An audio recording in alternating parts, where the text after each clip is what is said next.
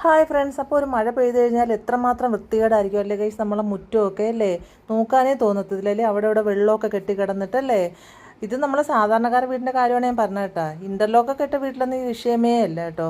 ഇത് നോക്ക് ഗൈസ്, നമ്മളെ വീടിൻ്റെ അടുത്തുള്ളൊരു പറമ്പാണേ. അത് എത്രമാത്രം കാടെന്ന് കണ്ടോ. ഇത് മഴ പെയ്തതുകൊണ്ടാണ് ഇങ്ങനെ കാട് വളർന്നു വന്നിരിക്കുന്നത് കണ്ടോ.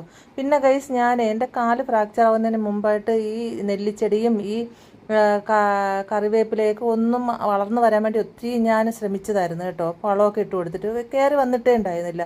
ഞാനൊന്ന് റെസ്റ്റ് എടുത്തപ്പോഴേക്കും കണ്ടോ നന്നായി വളർന്നു കയറി വന്നതുണ്ടോ.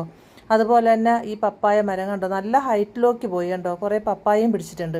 അതുപോലെ ഈ പ്ലാവിനും പകുതി വെച്ച് ഒടിച്ച് കളഞ്ഞു കേട്ടോ, അത്രമാത്രം ഹൈറ്റിൽ പോയായിരുന്നു. പിന്നെ ഈ റംബൂട്ട ശോഷിച്ച് പോയതാണ്. ഇത് ഇപ്പം നല്ല ഗ്രോത്ത് ആയത് കണ്ടോ.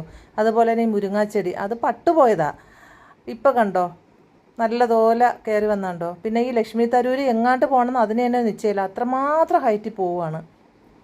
പിന്നെ ഈ ചേന 4 വർഷമായി വച്ച് പിടിപ്പിച്ചിട്ട് ഓരോ വർഷം തോറും ഇതിങ്ങനെ വളർന്നുകൊണ്ടേയിരിക്കും. പിന്നെ പേരക്കായിൽ നല്ല കായൊക്കെ പിടിച്ചിട്ടുണ്ട് ഗൈസ്. അതെല്ലാം ഞാൻ ഈ റെസ്റ്റായ സമയത്ത് വന്നതാണ് ഇതെല്ലാം കേട്ടോ ഗൈസ്. അപ്പോൾ ഇത്രയേ ഉള്ളൂ. അപ്പോൾ ഈ വീഡിയോ ഇഷ്ടമായ എല്ലാം ലൈക്ക് ചെയ്യുക, സപ്പോർട്ട് ചെയ്യുക, സബ്സ്ക്രൈബ് ചെയ്യണേ.